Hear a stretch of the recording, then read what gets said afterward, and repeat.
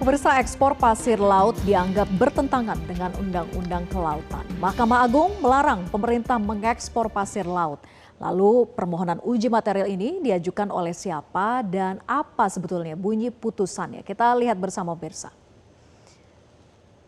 Di mana permohonan uji material ini diajukan oleh seorang dosen asal Surakarta, Jawa Tengah bernama Muhammad Taufik. Termohon dalam gugatan ini adalah Presiden Republik Indonesia. Nah, Mahkamah Agung mengabulkan permohonan uji material mengenai peraturan pemerintah nomor 26 tahun 2023 tentang pengelolaan hasil sedimentasi di laut.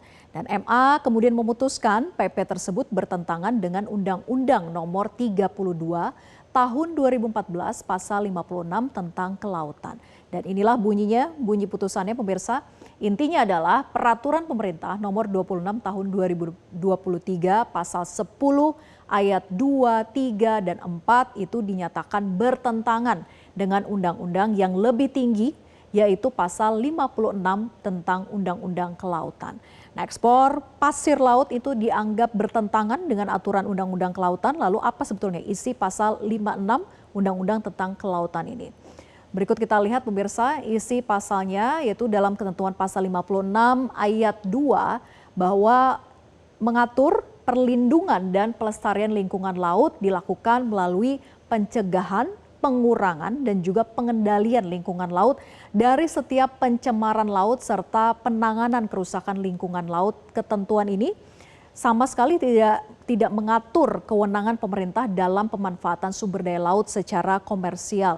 Incasu melalui izin usaha pertambangan untuk penjualan sebagaimana dengan diatur dalam pasal 10 ayat 2, ayat 3, dan ayat 4 peraturan pemerintah nomor 26 tahun 2023.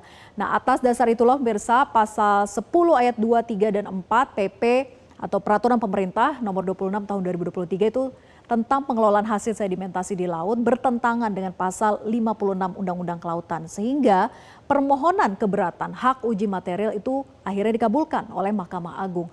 Nah, lalu apa sebetulnya yang menjadi pertimbangan MA untuk melarang ekspor pasir laut? Kita lihat pertimbangannya.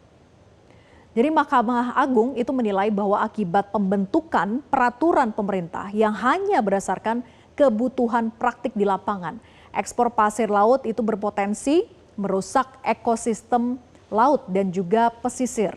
Nah, pesisir utara Pulau Jawa yang mulai tenggelam akibat naiknya air laut dan juga terjadinya abrasi, itulah yang menjadi salah satu yang dicontohkan oleh Mahkamah Agung terkait dengan kerusakan ekosistem pesisir.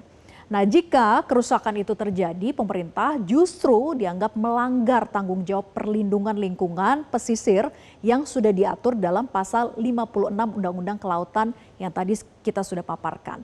Nah, sementara itu dalam pertimbangannya kemudian Mahkamah Agung menilai kebijakan ekspor pasir laut dalam PP atau peraturan pemerintah nomor 26 tahun 2023 itu merupakan bentuk keterburu-buruan saja dari pemerintah tanpa adanya pertimbangan mendalam dan juga kehati-hatian terkait dengan kebijakan ekspor pasir laut. Ini juga dipandang sebagai pengabaian pemerintah dalam tugas dan juga tanggung jawab untuk perlindungan dan pelestarian lingkungan pesisir.